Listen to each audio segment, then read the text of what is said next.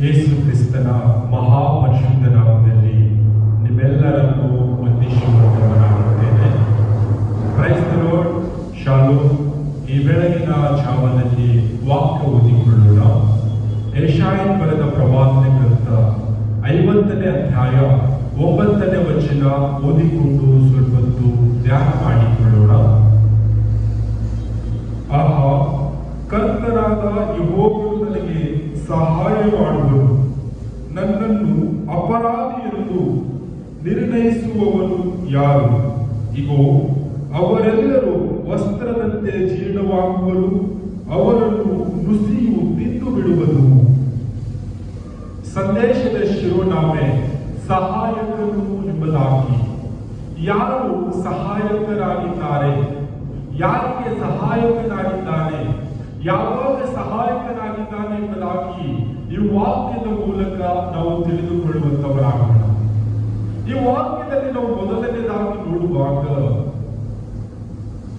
ಕರ್ತನು ತಂದೆಯಾದ ದೇವರು ನನ್ನ ಸಹಾಯಕನಾಗಿದ್ದಾನೆ ಎಂಬುದಾಗಿ ವಾಕ್ಯ ಹೇಳ್ತಾ ಇದೆ. ನನಗೆ ತಂದೆಯಾದ ದೇವರು ಸಹಾಯಕನಾಗಿರುವಾಗ ಯಾರಾದರೂ ನನಗೆ ಅಪರಾಧವನ್ನು ಹೊರಿಸುವುದು ಅಂದರೆ, ಯಾರಾದರೂ ನನಗೆ ತಪ್ಪನ್ನು ಹೊರಿಸುವುದಾದರೆ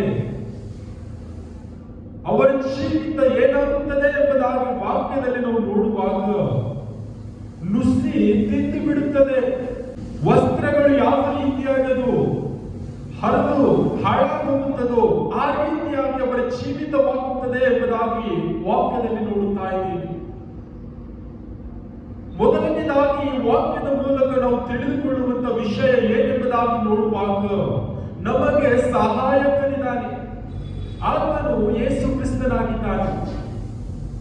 ಆತನು ನಮಗೆ ಸಹಾಯಕನಾಗಿರುವಾಗ ನಾವು ಈ ಲೋಕದಲ್ಲಿ ಜೀವಿಸುವಾಗ ನಮಗೆ ಅನೇಕ ಜನರು ತಪ್ಪುಗಳು ಹೊರಿಸಬಹುದು. ಅನೇಕ ಜನರು ನೀನು ಒಳ್ಳೆಯವನಲ್ಲ ಅನ್ನಬಹುದು. ಆದರೆ ಅವರ ಜೀವಿತ ಏನಾಗುತ್ತದೆ ಎಂಬುದಾಗಿ ನೋಡುವಾಗ ವಸ್ತ್ರದಂತೆ ಜೀರ್ಣರಾಗಿ ಹೋಗುತ್ತಾರೆ. ನುಸಿಗಳು ಅವರನ್ನು ತಿಂದು ಹಾಕುತ್ತದೆ ಎಂಬುದಾಗಿ ವಾಕ್ಯದಲ್ಲಿ ನೋಡುತ್ತಾ ಇದ್ದೇವೆ. ದೇವರ ಮುಂದೆ ನಮ್ಮನ್ನು ಅನೇಕ ಜನರು ದೂಷಿಸಬಹುದು, ನಮಗೆ ಶಾಪ ಹಾಕಬಹುದು, ಅಲ್ಲ ಸಲ್ಲದ ಮಾತುಗಳಾಡಬಹುದು. ಆದಾಗಲೂ ಕೂಡ ಅದು ಯಾವುದು ಕೂಡ ನಿಲ್ಲುವಂತದಲ್ಲ. ದೇವರ ಮುಂದೆ ನಿಲ್ಲುವಂಥದ್ದು ಒಂದೇ ಒಂದಾಗಿದೆ, ಅದು ಸತ್ಯವೇದದ ವಾಕ್ಯಗಳು. ಆತನ ನಮ್ಮ ಜೀವಿತದಲ್ಲಿ ಮಾಡಿದ ಎಲ್ಲ ವಾಗ್ದಾನಗಳು ಅದು ನಿಲ್ಲುವಂತದಾಗಿದೆ. ಪ್ರೀತಿಯ ಸಹೋದರ ಸಹೋದರಿಯರೇ, ನಾವು ಈ ಲೋಕದಲ್ಲಿ ಜೀವಿಸುವಾಗ ನಾವು ಯಾವ ರೀತಿಯಾಗಿ ಜೀವಿಸ್ತಾ ಇದ್ದೇವೆ? ವಾಕ್ಯದಲ್ಲಿ ಸ್ಪಷ್ಟವಾಗಿ ಬರೆಯಲ್ಪಟ್ಟಿದೆ, ಭೂಮಿ ಆಕಾಶಗಳು ನಿರ್ಮಿಸಿದವನು, ಸರ್ವಲೋಕದ ಸೃಷ್ಟಿಕರ್ತನು, ನನ್ನ ನಿನ್ನ ನಿರ್ಮಾಣಿಕನು ನಮಗೆ ಸಹಾಯಕನಾಗಿದ್ದಾನೆ. ಆತನು ನಮಗೆ ಸಹಾಯ ಮಾಡುವಾಗ ಈ ಲೋಕದ ಜನರು ನಮಗೆ ಕೇಡು ಮಾಡಿದರೂ ಕೂಡ ಆ ಕೇಡು ನಮಗೆ ತಾಕದು. ಈ ಲೋಕದ ಜನರು ನಮಗೆ ಕೆಟ್ಟದ್ದು ಬಯಸಿದರೂ ಕೂಡ ಆ ಕೆಟ್ಟದ್ದು ನಮಗೆ ಆಗದು. ಯಾಕೆ? ನಮ್ಮ ಸಹಾಯಕನು ಯೇಸು ಕ್ರಿಸ್ತನಿದ್ದಾನೆ. ಯಾರು ನಮಗೆ ನಿರ್ಣಯ ಮಾಡುವವರು? ನಮ್ಮ ವಿಷಯವಾಗಿ ನಿಂದನೆ ಮಾತುಗಳಾಡುವವರು, ನಮ್ಮ ವಿಷಯವಾಗಿ ತಪ್ಪು ಮಾತುಗಳಾಡುವವರು, ಅವರ ಜೀವಿತ ಹೇಗೆ ಆಗುತ್ತದೆ ಎಂಬುದಾಗಿ ವಾಕ್ಯದಲ್ಲಿ ನಾವು ನೋಡುವಾಗ ವಸ್ತ್ರದ ಹಾಗೆ ಜೀರ್ಣವಾಗಿ ಹೋಗುತ್ತಾರೆ, ನುಸಿಗಳು ತಿಂದು ಬಿಡುತ್ತದೆ ಎಂಬುದಾಗಿ ವಾಕ್ಯದಲ್ಲಿ ನೋಡುತ್ತಾ ಇದ್ದೇವೆ. ವಸ್ತ್ರಗಳು ಜೀರ್ಣವಾಗುತ್ತದೆ ಎಂಬುದಾಗಿ ನೋಡುವಾಗ ಹಳೆ ಬಟ್ಟೆಗಳು ಅದು ಯಾವ ರೀತಿಯಾಗಿ ಪುಡಿ ಪುಡಿಯಾಗಿ ಉದುರು ಹೋಗುತ್ತದೋ ಆ ರೀತಿಯಾಗಿ ಅವರ ಜೀವಿತವಾಗುವಂತದಾಗಿದೆ. ನುಸಿ ತಿಂದು ಬಿಡುತ್ತದೆ ಎಂಬುದಾಗಿ ನೋಡುವಾಗ ನುಸಿ ಅನೇಕ ಕಾಳು ದವಸ ಧಾನ್ಯಗಳು ನುಸಿ ತಿನ್ನುವಂತದಾಗಿದೆ, ಅದು ತಿಂದು ಪುಡಿ ಪುಡಿ ಮಾಡಿ ಬಿಡುವಂತದಾಗಿದೆ. ನಮ್ಮ ಸಹಾಯಕನು ಯೇಸು ಕ್ರಿಸ್ತನಿದ್ದಾನೆ.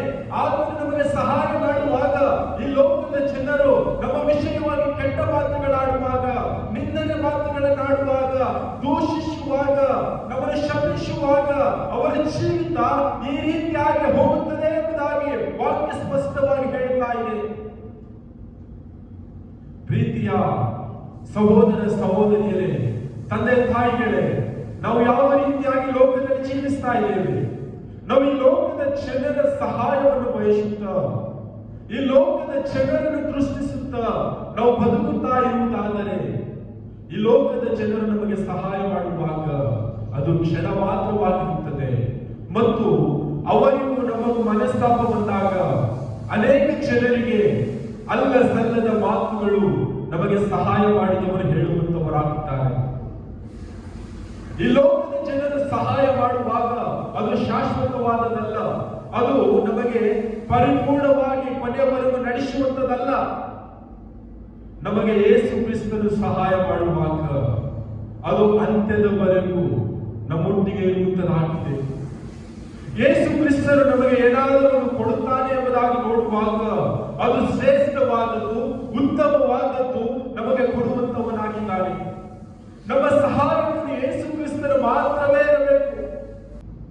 ನಮ್ಮ ಸಹಾಯಕನು ಯೇಸು ಕ್ರಿಸ್ತನು ಇರುವಾಗ ನಮ್ಮ ಜೀವಿತ ಸುಂದರವಾಗಿರುತ್ತದೆ, ನಮ್ಮ ಜೀವಿತ ಅದ್ಭುತವಾಗಿರುತ್ತದೆ, ನಮ್ಮ ಜೀವಿತದಲ್ಲಿ ಅಭಿವೃದ್ಧಿ ಇರುತ್ತದೆ, ಸಂತೋಷವಿರುತ್ತದೆ, ಸಮಾಧಾನವಿರುತ್ತದೆ, ಪ್ರೀತಿ ಇರುತ್ತದೆ, ಕರುಣೆ ಇರುತ್ತದೆ, ದಯೆ ಇರುತ್ತದೆ. ನಮ್ಮ ಜೀವಿತದಲ್ಲಿ ಯೇಸು ಕ್ರಿಸ್ತನು ಸಹಾಯಕನಾಗಿದ್ದಾನೆ. ಆತನ ಸಹಾಯದಲ್ಲಿ ನಾವು ಜೀವಿಸುವಾಗ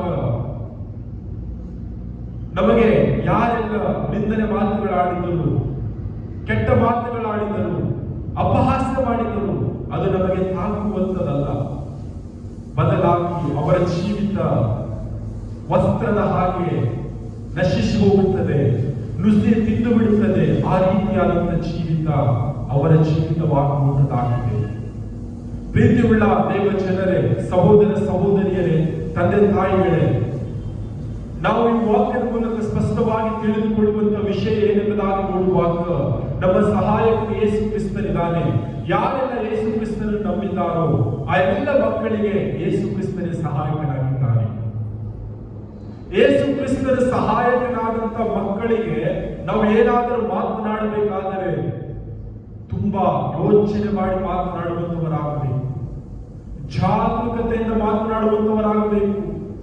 ನಾವು ಆಡುವಂತ ಮಾತು ಏನಾದರೂ ತಪ್ಪಾಗಿದ್ದರೆ, ನಾವು ಆಡುವಂತ ಮಾತು ಅದು ಪಾಪದ ಮಾತಾಗಿದ್ದರೆ, ನಾವು ಆಡುವಂತ ಮಾತು ಕೆಟ್ಟದಾಗಿದ್ದರೆ, ನಮ್ಮ ಜೀವಿತ ಅವರಿಗೆ ನಾವು ಶಾಪದ ಮಾತುಗಳು ಆಡುತ್ತಾ ಎಂಬುದಾದರೆ ನಮ್ಮ ಜೀವಿತ ಏನಾಗುತ್ತದೆ ಎಂಬುದಾಗಿ ನೋಡುವಾಗ ವಸ್ತ್ರದ ಹಾಗೆ ನಶಿಸಿ ಹೋಗುತ್ತದೆ, ವಸ್ತ್ರದ ಹಾಗೆ ಅದು ಪುಡಿ ಪುಡಿಯಾಗಿ ಹೋಗುತ್ತದೆ, ನುಸಿ ತಿಂದು ಬಿಡುತ್ತದೆ. ಸಹೋದರ ಸಹೋದರಿಯರೇ, ನಾವು ಜಾಗೃತರಾಗಿದ್ದು ನಾವು ಮಾತನಾಡುವಂತ ಮಾತಿನಲ್ಲಿ ಸ್ಪಷ್ಟತೆಯಿಂದ ಮಾತನಾಡುತ್ತ ಯೇಸು ಕ್ರಿಸ್ತನಿಂದ ಸಹಾಯ ಹೊಂದಿಕೊಳ್ಳುತ್ತ ಈ ಲೋಕದಲ್ಲಿ ನಾವು ಜೀವಿಸುವಂತವರಾಗೋಣ. ಇನ್ನು ಈ ಲೋಕದಲ್ಲಿ ಅನೇಕ ಜನರು ಸಹಾಯ ಇಲ್ಲದೆ ಬಳಲುತ್ತಾ ಇದ್ದಾರೆ. ಆ ಮಕ್ಕಳಿಗೆ ನೀನು ಯೇಸು ಕ್ರಿಸ್ತನನ್ನು ನಂಬುವುದಾದರೆ ನಿನ್ನ ಸಹಾಯಕನು ಯೇಸು ಕ್ರಿಸ್ತನಿದ್ದಾನೆ ಎಂಬುದಾಗಿ ಈ ವಾಕ್ಯದ ಮೂಲಕ ತಿಳಿಸಿ ಹೇಳುವಂತವರಾಗೋಣ.